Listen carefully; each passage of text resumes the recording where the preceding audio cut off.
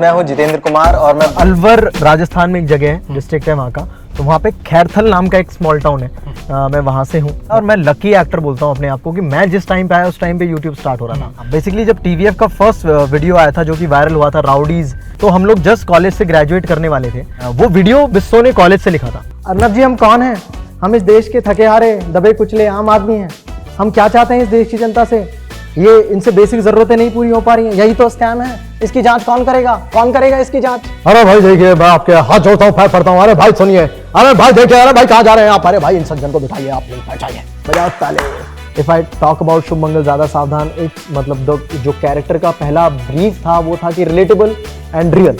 We don't want any gesture from you. हम life में कुछ भी चीज़ करना चाहें किसी भी वक्त तो कर लिख करके देख लेनी चाहिए एंड कभी भी अपने आप को अकेला नहीं फील करना चाहिए। सुपरस्टार के साथ हमारा ये सफ़र शुरू हो चुका है और मेरे साथ हैं एक्टर जितेंद्र कुमार उर्फ मुन्ना जसपाती उर्फ प्रधान सचिव Abhishek Tripathi, but best known as Jeetu भैया।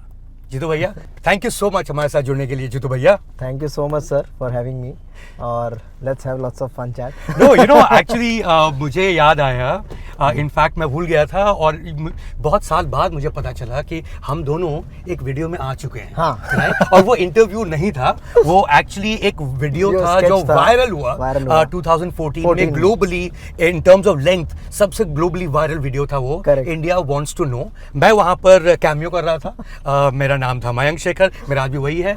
मैं फिल्म क्रिटिक था जिसकी बात कोई नहीं सुनता है और आप थे अरविंद केजरीवाल और actually Arjun Kejriwal. You know and मुझे पता ही नहीं लगा जितेंद्र की एक्चुअली वो आप थे, बिकॉज़ एग्जैक्टली वैसे ही लग रहे थे आप। राइट, बेस्ट कॉम्प्लीमेंट कि मैं वैसा ही लग रहा था। पर हाँ, वो वीडियो याद है ऑफ कोर्स कि उसमें आप थे और बाद में क्योंकि हमें नहीं पता था कि आप आने वाले हो। हाँ। हमने वो जगह छोड़ी हुई थी कि किसी भी रियल फिल्म क्रिटिक को हम लेके आने वाले हैं वहाँ पे एंड वी डिडंट नो कि वो आप आने वाले हो। एंड फाइनली जो फाइनल देखा हमने तभी मुझे पता चला कि वो आप आए हो एंड या it was. But you know Jitendra, उस वीडियो में आप IIT खड़गपुर से हैं। अरविंद केजरीवाल आप प्ले कर रहे थे, वो भी IIT खड़गपुर से हैं।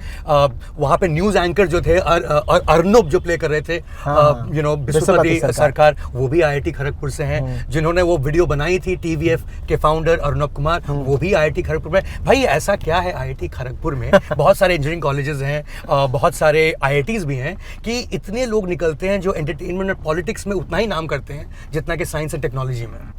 आई थिंक सबसे बड़ा क्रेडिट इसलिए IIT खड़गपुर को इन चीज़ों के लिए जाएगा क्योंकि वो एक बहुत बड़ा जंगल है और वहाँ के आसपास कोई शहर नहीं है, सो कोई एक्सपोजर नहीं है। तो जहाँ पे जो लाइफ है वो उसी जंगल में हम लोगों की होती है। तो वहाँ पे हम बहुत सारी ऐसी एंटरटेनमेंट की चीज़ें ढूंढते हैं कि जिससे हमारा 4 साल मन लगा रहे हैं। पिक्चरें देखते हैं, लैंड पे बहुत सारे वीडियोस देखते हैं एंड हर तरह की हम लोग मतलब सारी फिल्में निचोड़ लेते हैं। बॉलीवुड लाइक 60s 50s से लेके अब तक की जितनी फिल्में बनी हैं हम सब देख डालते हैं वहाँ पे। प्लस स्पोर्ट्स में लोग घुस जाते हैं, ठीक है। एंड पॉलिटिक्स का अपना एक अलग रोल है वहाँ पे जो कॉलेज पॉलिटिक्स है वो बहुत अलग है, बहुत अलग लेवल की पॉलिटिक्स होती है वहाँ पे। तो लोगों का उन चीज़ों में इंटरेस्ट आ जाता है। और यूजुअली IITians में देखा जाता है जितेंद्र कि एक नेटवर्क बन जाता है कि अगर आप ब्यूरोक्रेसी में जाएं तो बहुत सारे IITians मिलेंगे या कॉर्पोरेट फील्ड में जाएं तो बहुत सारे लोगों ने MBA किया होगा। इंजीनियरिंग कभी लोग करते हैं IIT से निकल के सब। बट आप जब मुंबई आए तो आपने देखा कि एक्चुअली एक नेटवर्क था एंटरटेनर्स का जो सारे आपके कॉलेज से थे।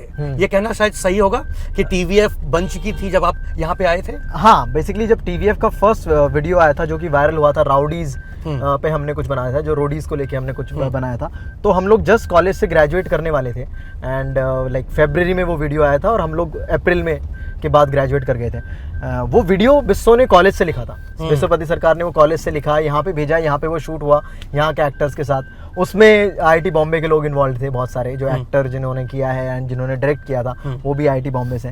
तो आई थिंक वो वहाँ कॉलेज से लिखा बिस्सो ने और फिर वो पहली बार हमने देखा वहाँ पे कॉलेज में और आई वाज लाइक कि हाँ ये वीडियो वायरल हो रहा है एंड मतलब somehow I am connected with the guys जिन्होंने बनाया है। तो वो एक बड़ी प्राउड सी फीलिंग थी एंड वो थोड़ा सा एक कॉन्फिडेंस था क्योंकि मेरी जॉब नहीं लगी थी एंड मुझे कुछ इसी फील्ड में ट्राई करने का मन हो रहा था उस टाइम पे थोड़ा बहुत।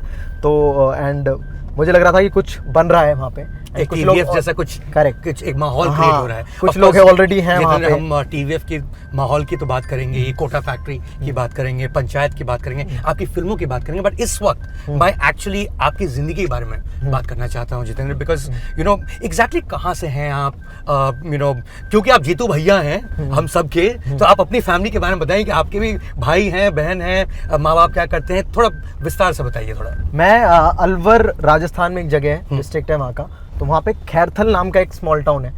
मैं वहाँ से हूँ, मैं वहाँ से बिलोंग करता हूँ, नगर पालिका क्षेत्र है वो।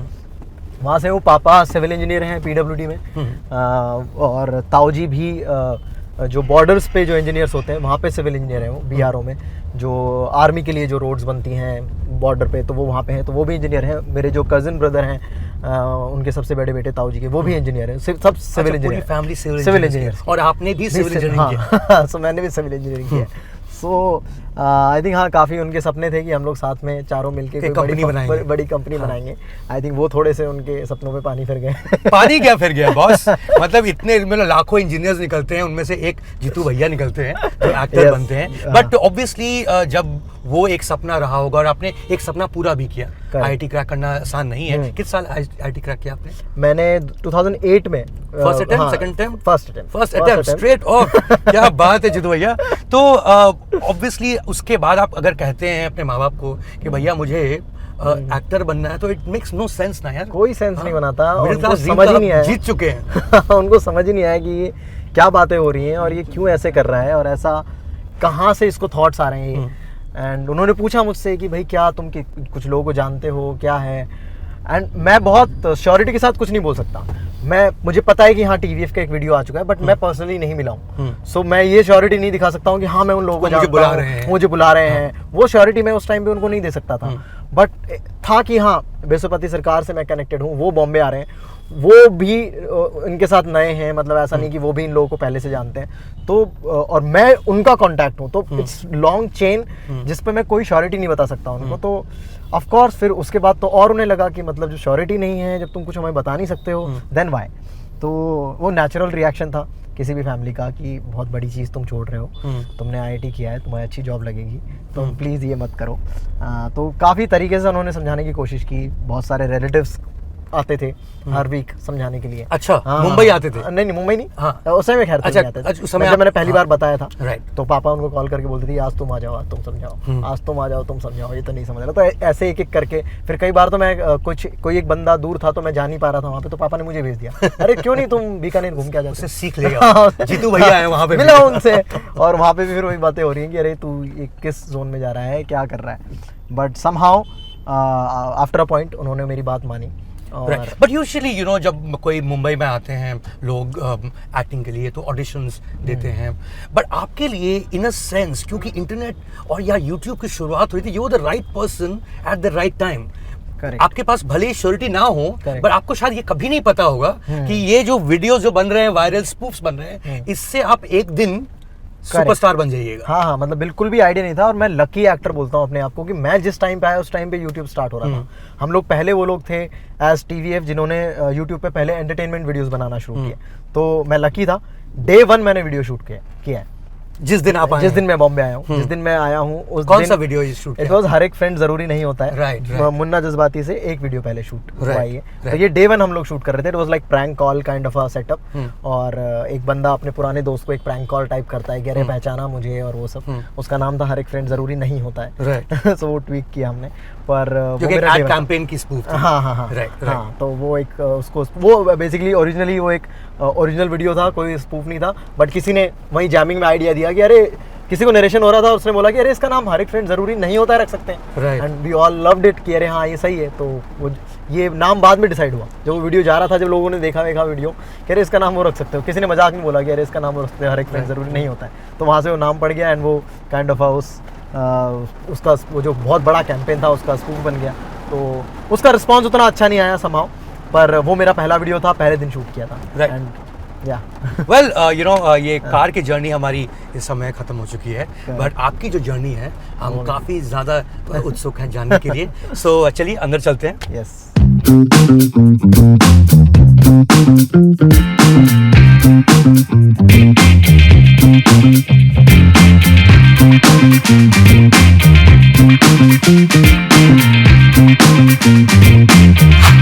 पर मुझे नहीं पता कि कितने लोगों को ये बात मालूम होगी कि अगर आप हिंदुस्तान से बाहर जाएं और चाहे स्पेशली टर्की जाएं या चाइना जाएं और वहाँ के यंग लोगों से बात करें तो उन सब ने 3 इडियट्स फिल्म देखी है। यू नो, इनफैक्ट अगर मेक्सिको जाएं तो वहाँ पे मेक्सिकन वर्जन भी बन चुकी है। इतनी यूनिवर्सल स्टोरी है कि एक बच्चा है या एक यंग लड़का है जो एक इंजीनियरिंग कॉलेज में है, पसंद नहीं आ रहा उसको जो कर रहा है, बट समाज, पेरेंट्स, टीचर्स सब रोक के रखते हैं कि यार तुम यही करो। मुझे ये बात बताइए जीतू भैया, ये इतनी यूनिवर्सल स्टोरी है, ये क्या आपकी भी स्टोरी है कि आप IIT खड़गपुर में हैं, इंजीनियरिंग पढ़ रहे हैं, बट मज़ा नहीं आ रहा है? हाँ, आई थिंक ये है। मुझे लगता है कि वो एज ही ऐसी होती है कि जहाँ पे तुम सोचते हो कि हम करेंगे क्या, हमें किस में मज़ा आएगा। और मुझे लगता है कि जो आज की जनरेशन हैं उसके पास ऑप्शंस बहुत सारे हैं। तो ऑप्शन जब बहुत सारे दिखते हैं तो यू विल सी कि अरे यार इसमें मज़ा नहीं आ रहा है तो क्या मैं पूरे लाइफ टाइम कर पाऊंगा। सो बहुत ज़्यादा कंफ्यूज भी हो जाते हैं वो सारे ऑप्शन देख के। अगर हम आज से पिछले 20 साल पुरानी जनरेशन की बात करें यहाँ, तो उनके पास उतने ऑप्शंस नहीं थे कि जो जॉब लग रही है या जिस तरह से भी तुम कुछ चीज़ अचीव कर रहे हो तो यू स्टिक विद इट। तो वो वाला बट जब आपको जॉब लग सकती है, ऑफ कोर्स आपने कहा कि आपकी जॉब नहीं लगी थी IIT के बाद, बट लग सकती है, बट आपको ऑब्वियसली एक एप्रीहेंशन रहा है कि यार अब एक्टिंग में कौन घुसेगा, वो तो एक और जद्दोजहद है, राइट? क्योंकि आपने ही कहा मुझे एक पहले कि बिसुपति सरकार जो हैं, जो आपके सीनियर थे, जो राइटर हैं, जिनकी फिल्म जो जादूगर है उसमें उन्हें लिखा है उस फिल्म को, और बहुत सारे TV वीडियोस उन्होंने ही लिखी थी, वो आपको ढूंढ रहे थे कि आप आए बॉम्बे और आप उनका फ़ोन ही नहीं उठा रहे थे। हाँ, तो बेसिकली मैं चाह रहा था कि मेरा प्लेसमेंट हो जाए किसी कंपनी में। बिसुपति सरकार ने डिसाइड कर लिया था कि उनको राइटर बनना है और वो प्लेसमेंट्स के लिए भी नहीं बैठे थे। बट समहाउ मैंने बातें की उनसे कि मेरी जॉब नहीं लग रही है और प्लेसमेंट्स नहीं हो रही हैं। Then he came up with this idea कि तू भी चल, एंड मैं तो राइटिंग कर रहा हूँ, मैं TVF ज्वाइन कर रहा हूँ, तो तू भी आ जा, तू भी तेरे लिए कुछ लिख लूंगा। हाँ, तो विल ट्राई समथिंग, हम लोग कुछ करेंगे एक्टिंग। बट वो मुझे समझ में नहीं आ रहा था कि मैं किस में एक्टिंग करूंगा, क्या होगा ये। मतलब क्योंकि उससे पहले एंटरटेनमेंट के लिए सिर्फ फिल्म्स देखी थी जी, स्टोरीज के लिए सिर्फ फिल्म देखते हो, या वहाँ स्ट्रगलर्स होते हैं जो ऑडिशंस में तो जाते हैं, तो वो नहीं करना था आपको। हाँ, मतलब वो सारी स्टोरीज सुन के तो और भी डर लगता था। बट मुझे कुछ स्पेस भी समझ में नहीं आ रहा था कि ये किस बारे में बात कर रहे हैं। बिस्सो अगर वहां पे जा रहे हैं तो क्या लिखेंगे, मतलब किसके लिए लिखेंगे। अगर वो फिल्म नहीं है, अगर वो एक TV शो नहीं है, देन व्हाट। तो वो भी समझ में नहीं आ रहा था मुझे। तो उस सीनियर थे, तो मैंने हल्का सा प्रेशर में बोल दिया कि हाँ मैं चलता हूँ बॉम्बे आपके साथ। पर फिर मुझे रियलाइज़ हुआ कि नहीं मैं नहीं जा सकता, पहले मुझे एक जॉब करने दो। तो वो थॉट मेरे अंदर घुस गया और कुछ दोस्तों ने बोला कि यार ये तू क्या डिसीजन ले रहा है अपनी लाइफ में, तो जॉब वॉब के लिए थोड़ा ट्राई कर ले एंड उसके साथ में कभी देख लेना इन फ्यूचर।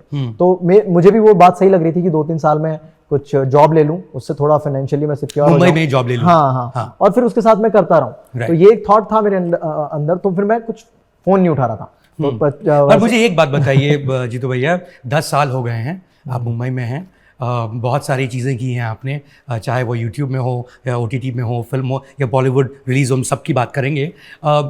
ज़्यादा क्या मुश्किल है as an entertainer an actor crack करना या IIT क्रैक करना? आई थिंक जो भी तुम चीजें दिल से चाहते हो ना, वो अपने आप डिफिकल्ट हो जाती हैं और उनके रास्ते तुम्हें अपने आप मिलने लगते हैं। तो और मुझे लगता है कि जो चीजें तुम्हें इजी लगती हैं वो तुम्हें बहुत इजीली मिल भी जाती हैं। तो मुझे लगता है कि जिनसे ज्यादा लगाव है कि एक टाइम पे था कि हाँ IIT जाना है और तुम्हारा लगाव बढ़ जाता है, तो somehow it gives you pressure कि मुझे ज्यादा पढ़ना है, या तुम मिडवे कंफ्यूज भी होते हो कि मैं सही कर रहा हूँ कि नहीं कर रहा हूँ। तुम अपनी परफॉर्मेंस से कंफ्यूज होते हो कि इतने मार्क्स से मैं IIT सेलेक्ट कर पाऊंगा या हो पाऊंगा या नहीं हो पाऊंगा। विद दिस मतलब सेम थिंग, जो तुम करना चाह रहे हो, तुम्हारी इतनी शिद्दत है कि अब एक्टिंग ही करना है, अब तुम बहुत सारी चीजें सोचने लगते हो कि वो सही से हो रही है कि नहीं, ऑडियंस को पसंद आ रही है कि नहीं, ऑडियंस को तो चलो पसंद आ रही है कि नहीं, क्या फिल्म मेकर्स को पसंद आ रही है, क्या अच्छे फिल्म मेकर्स को मैं नोटिस हो रहा हूँ। तो ये जो सारी चीजें हैं, तो ये अपने आप एक एडिशनल प्रेशर होता है। क्या ज्यादा मुश्किल है, क्रैक करना IIT या क्रैक करना बतौर एक्टर एंटरटेनमेंट में? आई थिंक बतौर एक्टर क्रैक करना बहुत डिफिकल्ट है। हाँ, बिकॉज आपने बतौर स्टूडेंट तो क्रैक बहुत स्ट्रांगली किया IIT में। कोटा गए, कोटा में 2 साल आप रहे, और उसके बाद कोटा फैक्ट्री बनाई जहाँ से आपका नाम जीतू भैया आता है। जब वो जो दुनिया आप जब जी रहे थे, वो आप जी चुके थे जब आप वो शो कर रहे थे? आई थिंक मतलब हाँ, वो दुनिया मैंने देखी हुई है कि कैसे स्टूडेंट्स होते हैं, कैसे टीचर्स होते हैं, टीचर्स किस तरीके से सपोर्ट करते हैं, या कोटा की लाइफ क्या होती है once you are out of coaching, मतलब कोचिंग से जिस दिन जैसी छुट्टी हुई तो हाउ तुम्हारी लाइफ कैसे जा रही है। तो वो लाइफ से ऑफ कोर्स पूरी तरह से वाकिफ हूँ, पर जो कोटा फैक्ट्री लिखा गया है जो वो थोड़ा सा डिफरेंट है व्हाट जो मैंने लाइफ जी है कोटा में। क्योंकि जो भी कोटा से निकलता है उसकी एक अपनी स्टोरी होती है और उसके दिमाग में होता है कि यार ये कहानी लिखी जा सकती है। इसका हर किसी स्टूडेंट को लगता है कि ये डिफरेंट स्टोरी है, इस पे एक बुक लिखी जा सकती है या फिल्म बन सकती है। तो मुझे भी लगता था कि हाँ मेरी जो कोटा की स्टोरी है उस पर एक फिल्म बन सकती है, बट वो दूसरी कहानी है, वो ये कहानी नहीं है। है। कोटा फैक्ट्री जो है वो उनके राइटर्स की कहानी है, जो उसके राइटर्स हैं। सौरभ खन्ना की बात करें या अभिषेक यादव की बात करें या संदीप की बात करें, तो ये उनकी कहानी है, ये उनका वर्ल्ड है। प्लस उन लोगों ने आज का कोटा भी देखा है, वो वहां पे जाके रिसर्च करके आए कि अभी क्या क्या चीजें बदल गई हैं, अभी कैसे पढ़ाई हो रही है, अभी कोचिंग मतलब लोगों की लाइफस्टाइल कैसे बदल गई है। तो वो अभी के लाइफस्टाइल पे भी उन्होंने चीजें तो एक तो होता है कि यार किसी तरह आप एक एग्जाम क्रैक कर लें, उसके बाद आपको कॉलेज पहुंचते हैं। बहुत ही बढ़िया डॉक्यूमेंट्री सीरीज है जो नेटफ्लिक्स पर है, उसका नाम है Alma matters.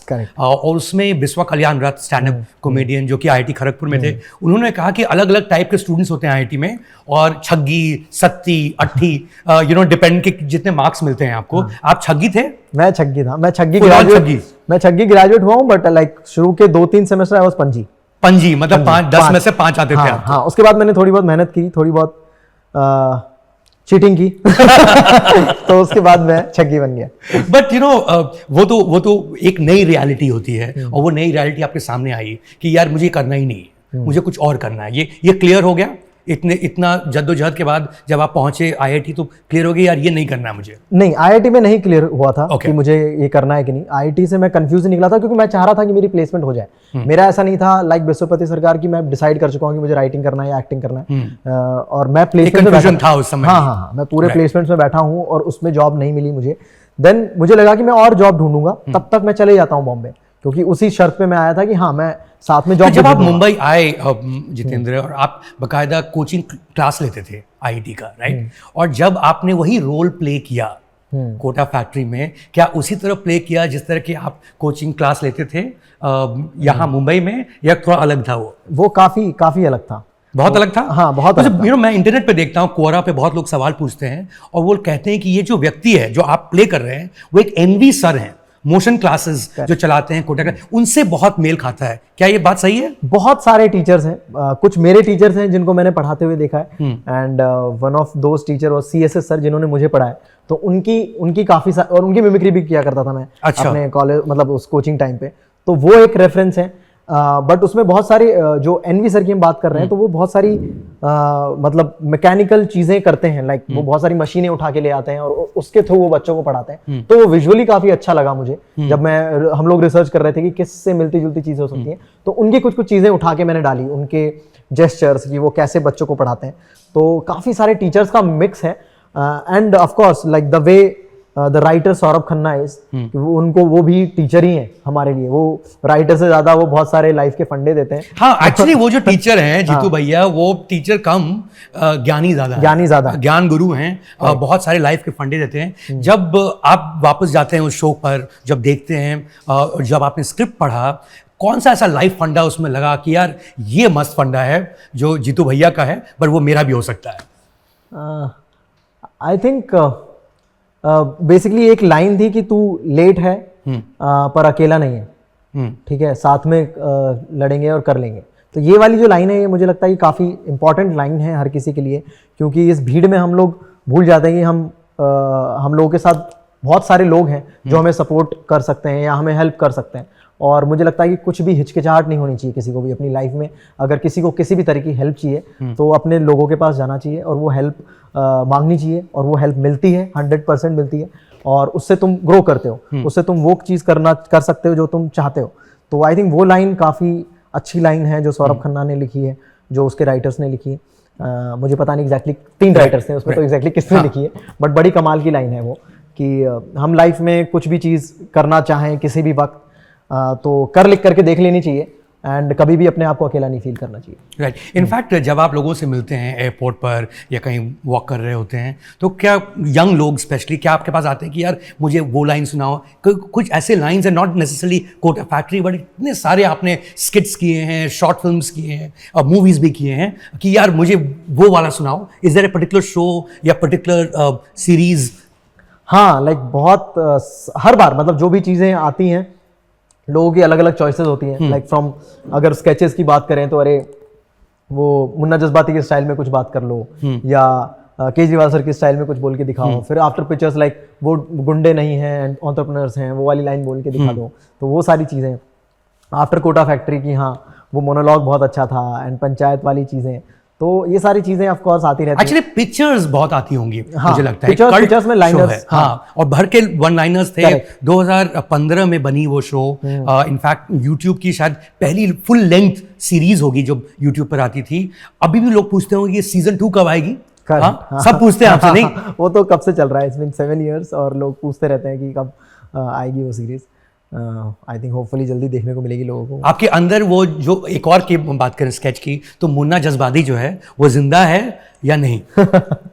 I think Munna जज्बाती को तो जिंदा रखना पड़ेगा। अगर तुम्हें आगे लाइफ चलानी है तो जज्बात तो सारे रखने पड़ेंगे। सो हाँ, I think it's there always.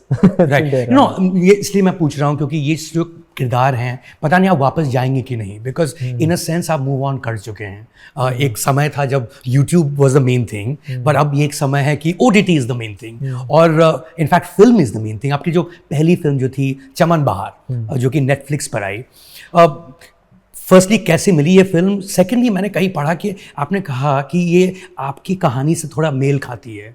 यार आप स्टॉकर तो नहीं लगते मुझे, हाँ? और पान वाले तो डेफिनेटली नहीं होंगे शायद। तो ये कहानी एक पान वाले की जो एक स्कूल गर्ल से उसको इश्क हो जाती है, वो स्टॉकिंग करने लगता है। तो क्या मेल क्या खाती है? I think I was talking about one sided love की मैं बात कर रहा था। ये हुआ है सर जीतू भैया? ये आई थिंक आई थिंक मुझे लगता है कि बहुत सारे लोग हैं जिनको वन साइडेड लव होता है। मतलब तुमने किसी को देखा एंड तुम्हें प्यार हो गया एंड तुम्हें वो मीडियम ही नहीं मिल रहा है जहाँ पे तुम उस चीज को इजहार कर पाओ या तुम उस इंसान के साथ कनेक्ट हो कर पाओ। तो आई थिंक वो बहुत सारे लोगों की कहानी है जब तुम ऐसे शहरों में या ऐसे कस्बों में जाते हो कि मतलब ऐसा हो जाता है कि तुम्हें किसी से प्यार है but you are in different schools. तुम कभी you are in different mohallas, you are different walls में तुम, हाँ, तो एंड उस टाइम पे फोन्स नहीं होते थे, फोन नंबर मिलना मुश्किल है एंड लेटर्स बंद हो चुके हैं। फोन्स कितने बार हुआ जीतू भैया ऐसा प्यार? नहीं ऐसा कम बार हुआ, लेकिन मेरा कहने का मतलब था ऐसे लोग भी मैंने बहुत देखे हैं और कहीं ना कहीं वन साइडेड चीजें भी हुई हैं। मैं उस चीज की बात कर रहा था। मतलब मैं हमेशा से चाहता था कि इस तरह का रोमांस हो कि हाँ, मतलब जिस तरह से उसमें एक लड़का साइकिल चलाता है और उस तरह के लोगों की कहानी हो, उस तरह के प्यार की हम बात करें कहानियों में, जो मुझे लगता है कि जो हकीकत है, जो ऐसी फिल्में बनी भी हैं बट उतनी उस लेवल पे प्रोजेक्ट नहीं की गई हैं या उस लेवल तक ऑडियंस तक नहीं पहुंची है। तो मुझे लग रहा था कि हाँ ये फिल्म पहुंचेगी एंड वैसा हुआ भी, जो कि काफ़ी लोगों तक पहुंची वो फिल्म और उन लोगों को काफ़ी पसंद आई। काफ़ी लोगों ने का यही रिएक्शन था कि हाँ ऐसा होता है, ऐसा हमारे। अगर हम लव स्टोरी की बात करें जीतू भैया, तो आपकी बॉलीवुड डेब्यू शुभ मंगल ज़्यादा सावधान एंड सेक्शन 377 था जिसको खारिज किया सुप्रीम कोर्ट ने। उसके बाद ये मेन स्ट्रीम फिल्म थी जो कि गे रोमांस पे थी। आयुष्मान खुराना थे आपके साथ, but I think in terms of screen time शायद आपका ज़्यादा ही रोल होगा आयुष्मान से। फर्स्टली कैसे मिली ये रोल आपको? If I am not mistaken Divyendu Sharma ये करने वाले थे ये किरदार, राइट? मतलब मुझे बैक स्टोरी का बहुत आइडिया नहीं है, बट मतलब मुझे पहला कॉल आया था when I was shooting panchayat season 1। मैं भोपाल में था एंड वो जल्दी जाने वाली थी फ्लोर पे एंड समहाउ उस टाइम पे कॉल आया कि ये अभी 15-20 दिन के अंदर फिल्म जाने वाली है। 15-20 दिन में आपके बॉलीवुड डेब्यू होने वाली है। हाँ। तो ये फिल्म फ्लोर पे जाने वाली है आप। तो उस टाइम पे मैंने बोला कि नहीं, मेरा तो अभी मैं बाहर हूँ, शूट चल रहा है। तो फिर वो बात खत्म हो गई एंड देन जब वो पूरा पंचायत सीजन 1 जब मेरा शूट पूरा खत्म हो गया मई में, फिर वापस से दोबारा कॉल आई कि अरे वो फिल्म उस टाइम पे नहीं जा पाई थी, अब वो फ्लोर पे जा रही है तो आप मिलना चाहोगे। And somehow I think these guys met Ayushmann, Sameer and Biswa दोनों समहाउ किसी मीटिंग में वो लोग मिले एंड आयुष्मान टोल्ड देम कि अरे there is this role and like Jitu will be perfect fit and उससे कनेक्ट नहीं कर पा रहे हैं या उसने एक बार मना कर दिया है तो प्लीज़ वैसा वाला कि यार एक बार उसको बोलो। देन दे टोल्ड मी यार ऐसा, मैंने बोला कि यार मुझे तो पता ही नहीं था कि ये दोबारा ये मतलब ये फिल्म उस टाइम मुझे लगा कि उस टाइम पे शूट पे जा रही है, और उस समय आप बिजी थे। हाँ अवेलेबल नहीं था, तो उस वजह से मैंने मना किया, अदरवाइज तो I would love to do. And then मैं दोबारा कनेक्ट किया एंड आई मेट जो राइटर डायरेक्टर हैं हितेश केवलिया, उनसे मेरी मुलाकात हुई और काफ़ी अच्छी मीटिंग थी। उन्होंने फिल्म के बारे में बताया और जो जिस तरह से वो दिखाना चाह रहे थे फिल्म को, वो मुझे बहुत इंटरेस्टिंग लगा कि फन होगा, हम लोग कुछ भी बहुत मैसेजिंग नहीं करेंगे, कुछ मैसेज नहीं देना चाहते हम लोग, बस हम लोग एंजॉय करना चाहते हैं। इट्स अ कॉमेडी फिल्म और हम किसी को हर्ट नहीं करना चाहते और it's a typical rom com, so we want to treat it like that. Except कि बॉय गर्ल नहीं है, बॉय बॉय है। हाँ इट्स डीडीएलजे, मतलब डीडीएलजे। तो वो आप काजोल हैं या आप शाहरुख हैं? वो लोग डिसाइड करेंगे कि हम कौन है। पर आई थिंक वो ब्रीफ मुझे बड़ा अच्छा लगा एंड इमीडिएटली मैंने बोला कि मैं स्टोरी पढ़ता हूँ और मैंने पढ़ी और इमीडिएटली मैंने यस बोला। किस तरह का रिस्पॉन्स आया? Because it was the first mainstream gay romance Bollywood में। काफ़ी इंटेंस और काफ़ी अच्छा रिस्पॉन्स था। मतलब मैं भी बहुत लाइटली ले रहा था इस टॉपिक को और बहुत लाइटली मैंने हंसी मजाक में फिल्म कर दी। मतलब मैं ज़्यादा ध्यान दे रहा था कि अच्छा स्टोरी कैसी है, जोक्स पढ़ रहे हैं कि नहीं पढ़ रहे हैं, एक्टिंग अच्छी हो रही है कि नहीं हो रही है। एक पर्टिकुलर पिच चाहिए थी through this character Hitesh Kewalia को, तो वो चीज़ मैं अचीव कर पा रहा हूँ या नहीं इन एवरी सीन। तो उन चीज़ों पे मेरा ज़्यादा ध्यान था। मेरा कभी भी इस चीज़ पे नहीं गया कि ये कितना इंपॉर्टेंट टॉपिक है, इम्पैक्ट क्या होगा कम्युनिटी पे और जनरली। करेक्ट, वो रियलाइज हुआ जब वो रिस्पॉन्स आया, जब मतलब जो होमोसेक्सुअल्स जो कम्युनिटी से बिलोंग करते हैं उनके जो रिस्पॉन्स आए, उनके जो लंबे मैसेज आए कि ये फिल्म उनके लिए कितनी इंपॉर्टेंट है, कितनी ज़रूरी है, तब मुझे पता चला कि हाँ मैं कितनी एक इम्पॉर्टेंट स्टोरी का या कितनी एक इम्पॉर्टेंट जर्नी का पार्ट हुआ हूँ। एंड वो एक अनबिलीवेबल सा रिस्पॉन्स था मेरे लिए और तब मुझे काफ़ी मतलब मैं इमोशनल हुआ उस चीज़ को लेके कि ओह लाइक मतलब इतनी सफरिंग थी इससे पहले। आई एम श्योर अभी भी बहुत सारी चीज़ें ऐसी होती हैं जहाँ पे खुल के हम अपने प्यार को डिस्कस नहीं कर पाते हैं, चाहे वो किसी भी तरह का प्यार हो, हम लोग नहीं कर पाते हैं बहुत सारी रीजंस की वजह से। एंड वो रियलाइजेशन थोड़ा सा मतलब ऐसा था कि इमोशनल था कि यार लोग प्यार ही नहीं जता पाते हैं, बाकी सब चीज़ें हम खुलेआम कर लेते हैं बट जहाँ प्यार की बात आती है हम छुपा लेते हैं। नफरत आसान है। हाँ नफरत बहुत इजीली है, हम किसी के बारे में भी कुछ भी बोल पाते हैं, हम लोग गॉसिप में किसी के बारे में भी कुछ बोल देते हैं। सो वो बहुत ईजियर है एंड वो बहुत एक्सेप्टेबल भी है एंड हम हंस के निकल भी जाते हैं आगे, but we don't like express love properly sometimes. तो वो रियलाइजेशन बहुत ऐसा हिट किया मुझे। यू नो अगर हम इम्पैक्ट की बात करें और जब आप वॉक कर रहे थे तो मैं सुन रहा था आसपास के जो लोग थे सब कह रहे थे पंचायत का है, पंचायत का है, पंचायत का हीरो आया है, राइट। आई डोंट थिंक कोई ऐसा सीरीज़ किसी ऐसे सीरीज़ ने इस लेवल का इम्पैक्ट क्रिएट किया होगा, प्योरली बिकॉज पैंडेमिक में आई थी और जितने भी शोज थे सारे बड़े डार्क थे। ये यू नो बहुत ही humorous slice of life show था। ये भी कहीं ना कहीं आपकी कहानी से मेल खाती है जीतू भैया, इन द सेंस कि आप भी बैंगलोर में थे और बैंगलोर के दूर काम करते थे। हाँ। you know? तो वो भी आपने देखा है कि शहर से बाहर जाकर काम कैसे करना पड़ता है। हाँ मतलब ये जो एक्सपीरियंसेस रहे हैं मेरी लाइफ के कि एक इंजीनियर हो, तुम कंफ्यूज हो, तुम्हें कौन सी जॉब चाहिए, तुम उस जॉब में घुस गए हो जिसमें तुम्हारा मन नहीं है। तो ये सारे एक्सपीरियंसेस मैंने भी किए हैं, मेरे कुछ दोस्तों ने भी किए हैं, तो वो मैंने यूज किए इन दैट कैरेक्टर कि वो क्या बिल्डअप हो सकता है उस कैरेक्टर का, उसको कैसे गुस्सा आ सकता है थ्रू जो मैंने लोग देखे हैं जब वो गुस्सा होते हैं अपनी जॉब जब उनको नहीं वर्क कर रही होती है या उनके लिए नहीं वर्कआउट हो रही होती वो चीज़ें, तो वो कैसे गुस्सा होते हैं रात में आके जॉब से और कैसे वो अपने कार्ड्स फेंकते हैं कि यार नहीं करना मुझे जॉब, और फिर सुबह वापस चुपचाप जॉब चले जाते हैं। ठीक है, तो वो सीन भी मैंने देखे हुए हैं, वो मैंने खुद भी फील किया हुआ है। तो मैंने ट्राई किया कि वो सारी चीज़ें कैरेक्टर में आए, बट आई थिंक काफ़ी डिफरेंट था, तो पूरा वर्ल्ड ही बहुत डिफरेंट है। आई थिंक मतलब बहुत ज़्यादा सिमिलैरिटीज़ नहीं है, पर मैंने ट्राई किया कि हाँ ये एक्सपीरियंसेस मैंने कहीं कहीं है तो मैं इसमें डाल सकता हूँ। तो विलेज पॉलिटिक्स की बात हो रही है, जो राजनीति होती है एक गांव में, क्योंकि प्रधान हैं और आप प्रधान सेवक हैं एज इट वर, सचिव हैं इनफैक्ट, सेवक नहीं है, but you know in a real sense आपकी फैमिली भी जो है कहीं ना कहीं पॉलिटिक्स से बिलोंग करती है, इन लोकल पॉलिटिक्स। क्या वहाँ से आपने कुछ निकाला, नचोड़ा? हाँ मतलब जो इस तरह के कैरेक्टर्स हैं लाइक जिस मतलब सचिव हो गए, तो मेरे मौसा जी जैसे मिनिस्टर रहे हुए हैं, तो उनके जो असिस्टेंट हुआ करते थे, उनके जो पर्सनल असिस्टेंट्स हुआ करते थे, तो वो काफ़ी सचिव की तरह होते थे, मतलब जिस तरह से वो कपड़े पहनते थे, तो वो सारी चीज़ें थी मेरे दिमाग में कि हाँ एक पर्टिकुलर वे में हम दिखा सकते हैं जो ये सब चीज़ है। तो वो सारे इनपुट्स मेरी तरफ से जाते थे, वो कर सकते थे। लेकिन अगेन वो काफ़ी डिफरेंट पॉलिटिक्स है जो हम गाँवों में देखते हैं और जो एक कस्बे में होती है, एक शहर में जो पॉलिटिक्स होती है, उससे काफ़ी डिफरेंट है। इमोशन सेम है कि हाँ इलेक्शन जीतना है और उसके लिए शाम दाम दंड भेद वाली चीज़ें और दोनों जगह पे वो लोग करते हैं कि वो लोग प्यार से भी वोट लेने की कोशिश करते हैं। और मतलब आई थिंक कि कुछ किसी को कोई चीज़ पसंद है तो वो दे के भी अगर वो वोट मिल जाए तो वो चीज़ें भी वो लोग ट्राई करते हैं। तो ये सारी चीज़ें हर जगह हर लेवल पे देखने को मिलेंगी क्योंकि इमोशन सेम है, पर काफ़ी डिफरेंट है जो गांव की पॉलिटिक्स है, कस्बे की पॉलिटिक्स है।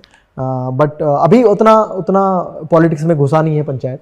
अभी it's like more into a family and office. और थोड़ा ट्रेजेडी भी हो गया। हाँ, ऑफ कोर्स ट्रेजेडी भी हो गया। So I think in upcoming season शायद वो लोग और पॉलिटिक्स में घुसे होपफुली, तो और ज़्यादा मैं इनपुट दे पाऊंगा अगर मुझे। आपके हम जितने भी काम की बात कर रहे हैं, चाहे वो सीरीज़ हों, स्किट्स हों, फिल्म्स हों, एक जो चीज़ है जो कॉमन है वो है थ्योरी ऑफ रिलेटेबिलिटी। ये आइंस्टाइन की थ्योरी ऑफ रिलेटिविटी से बहुत अलग है। रिलेटेबिलिटी कि जब आप जो भी आप किरदार आप प्ले करते हैं, ऐसा लगता है कि यार ये या तो मैं हो सकता हूँ या मेरे चाचा या मामा के बच्चे हो सकते हैं या मेरा नेबर हो सकता है। वो आप कोशिश करते हैं कि वो सामने आए, बट बार बार करना, ऑफकोर्स सब कहानियां बहुत स्पेसिफिक हैं, बट बार बार अलग करना कितना मुश्किल होता है क्योंकि आपका लुक भी बदलता नहीं है। कितना मुश्किल होता है?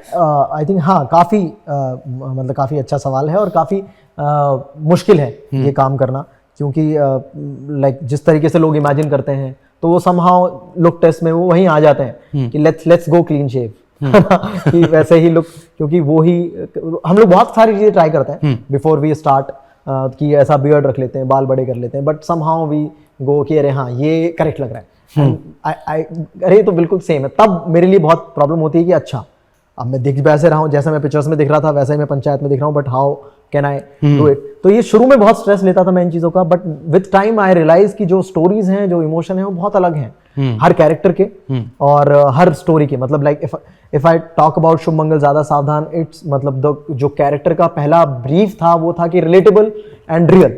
We don't want any gesture from you, मतलब we want to make it as real as normal as, भले ही बॉलीवुड फिल्म हो, वो चाहिए ही चाहिए। तो मुझे लगा कि हाँ ऐसी चीज़ें तो मैं पहले कर चुका हूँ, but from script I realize कि हाँ अलग तरह की बातें हैं, मतलब पंच लाइन्स हैं, तो अपने आप शायद अलग हो जाएगा, तो मुझे उतना सोचना नहीं चाहिए। And I went with the flow. And जब मैंने पर्सनली देखा तो मुझे पूरा प्रेजेंस भी और स्क्रीन पे भी मैं थोड़ा डिफरेंट लगा। तो मुझे लगता है कि हाँ उससे मुझे थोड़ा कॉन्फिडेंस मिला कि हाँ आई थिंक अगर कहानी अलग है, वर्ल्ड अलग है, तो तुम अलग दिख सकते हो। ऑफ कोर्स तुम्हें थोड़ा बहुत ध्यान रखना पड़ेगा एज एन एक्टर कि यार मैंने ये डायलॉग डिलीवरी कहीं उससे मैच खाते हुए तो नहीं बोल दी। तो वो तुम रखते हो और तुम्हें रियलाइज भी जाता है and you ask for one more take यार। और ये तो जीतू भैया लग रहा है। हाँ, मैं ये बोलता नहीं हूँ कि मैं क्यों रीटेक कर रहा हूँ, बट मतलब मुझे पता लग जाता है कि ये थोड़ा सा वैसा सिमिलर लग रहा है, so let's go for one more. And मैं खुद से ट्राई करता हूँ कि वो नहीं है। And then people ask me, अरे क्यों, सब कुछ तो सही था, मिल गया था हमें, टेक व्हाई डिड यू। तो मैं बताता भी नहीं हूँ कि मैंने क्यों किया। मैंने कहा एक रीजन था उसका मेरे दिमाग में, I did it. You know also because you know एक ये जो जमाना है इन टर्म्स ऑफ सब प्रेप की बातें करते हैं कि यार you know put on weight किया, लूज वेट किया, बॉडी बनाई, you know all those things, वो आपने कभी किया नहीं है। क्या आगे जाकर ये जो चल रहा है चलते रहेगा या आगे जाकर थोड़ा उस पर भी काम होगा? मुझे लगता है कि ऑफ कोर्स जरूरत पड़ेगी तो बिल्कुल।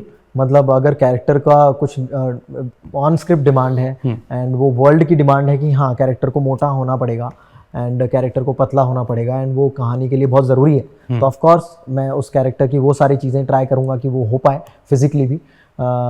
पर मुझे लगता है कि हाँ जो चीज़ अच्छी चल रही है उसको छेड़ना नहीं चाहिए। गाड़ी पटरी पे है, correct, right. End of course अलग अलग किरदार आप प्ले करते हैं इन द सेंस कि ऑब्वियसली आप जादूगर जैसी फिल्म में आप जादूगर हैं या नहीं है? हाँ ऑफ कोर्स, बट निजी जिंदगी में जादूगर हैं? सीखी है आपने थोड़ी बहुत मैजिक ट्रिक्स? जादूगर के लिए मैंने बहुत सारी ट्रिक्स की हैं और मैं जादू से बहुत हमेशा से फैसिनेटेड रहा हूँ। जो जहाँ से मैं हूँ वहाँ पे एक टॉकीज हुआ करता था, नारायण टॉकीज, एक टाइम पे। तो वहाँ पे फिल्में नहीं लगती थी, फिल्में कभी कभार लगती थी और पुरानी फिल्में लगती थी। तो 3 महीने के आसपास ऐसा शो चलते थे वहाँ पे, जादू के शोज। तो मुझे याद है कि आई थिंक 2-3 साल कुछ ऐसे रेगुलरली कुछ फ्रीक्वेंट जादूगर आए थे, जादूगर त्रिकाल सम्राट, जादूगर वी सम्राट, ठीक है, तो उनके शोज होते थे और मैंने पहली बार जब जादूगर त्रिकाल सम्राट को देखा तो वो परफॉर्मेंस देखी, वो पूरा जो शो होता है उनका इतना फैसिनेटिंग होता है, जिस तरह से वो अपनी ट्रिक्स भी करते हैं और जिस तरह से म्यूजिक होता है, जिस तरह से लाइट्स होती हैं, तो वो सारी ट्रिक्स मैं घर पे आके करता था और कुछ ट्रिक्स मैं पकड़ भी लेता था कि शायद ये उसने ऐसे किया होगा, तो वो मैं करता था। And finally I am glad कि वैसा रोल मुझे करने को मिला एंड उसके लिए मेरी 1.5-2 महीने की ट्रेनिंग हुई जादू को लेके एंड मैंने बहुत सारी ट्रिक्स सीखी जो मैं फिल्म में ऑफ कोर्स देखने को मिलेंगी। तो काफी मजेदार रहा वो सफर भी। पर एक तरह से देखा जाए तो फिल्में भी जादुई हैं। हाँ। जिस तरह फिल्में बनती हैं और लोग जब देखते हैं तो एक जादुई सा एक माहौल बन जाता है, लोगों को बहुत प्यार भी हो जाता है फिल्म के कलाकारों से। तो मैं इस वक्त थोड़ा स्टारडम की बात करता हूँ। जीतू भैया, जब आप IIT में थे वहाँ से ही आपको एक्टिंग का कीड़ा लगा, if I'm not mistaken, right? तो ऑब्वियसली आप लीड रोल्स प्ले करने लगे 3rd ईयर 4th ईयर तक। तो क्या फ़र्क पड़ता है IIT में जो जेंडर रेशियो है वो 1:9 है, मतलब 1 फीमेल स्टूडेंट और 9 मेल स्टूडेंट्स, राइट? तो क्या फ़र्क पड़ता है, बट उसके बाद ऑब्वियसली जब फीमेल फैन फॉलोइंग आई होगी आपको, वो कैसा लगा? In the sense, can you remember कोई hardcore female crazy fan moment जो आप जब एक्टर बने, जब स्टार बने, तब आपके साथ हुआ? थैंक गॉड कि आप बने, नहीं तो अभी किसी कंपनी में काम कर रहे होते। आई थिंक हाँ, बहुत सारे मोमेंट्स रहे हैं, बट ऐसा पर्टिकुलर एक मोमेंट था जब आई थिंक मैं बैंगलोर में जॉब कर रहा था and I was in Hyderabad.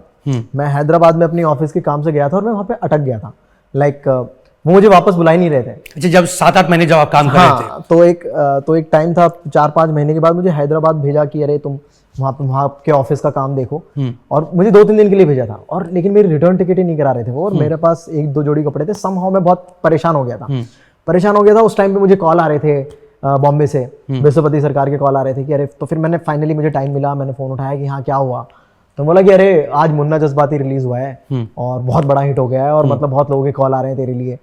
तो मुझे लगा कि अच्छा क्या हो रहा है, मैं भूल भी गया था वो वीडियो शूट करके, वो डाला नहीं था पहले वो लाइव नहीं किया था एंड फाइनली वो अब लाइव किया है 5-6 महीने बाद, जब मेरा कुछ लेना देना नहीं है। मुझे लगा कि अरे यार अब चलो ठीक है, तो मैं थोड़ा खुश हुआ, मैं घर पहुंचा, मैंने यूट्यूब पे वो वीडियो देखा एंड वहां पे एक कमेंट आया हुआ था, विल यू मैरी मी करके एक कमेंट था, और वो एक ही, उसमें मतलब सारे लड़कों के कमेंट थे, एक ही लड़की का कमेंट था जिसका स्नैपशॉट इन्होंने लिया और एक हम लोगों ने ऐसे ग्रुप बना लिया, और हम लोग, मेरे दोस्त लोग मुझको छेड़ रहे थे कि अरे फाइनली कोई लड़की ने ऐसा बोला, आपकी पहली फीमेल फैन।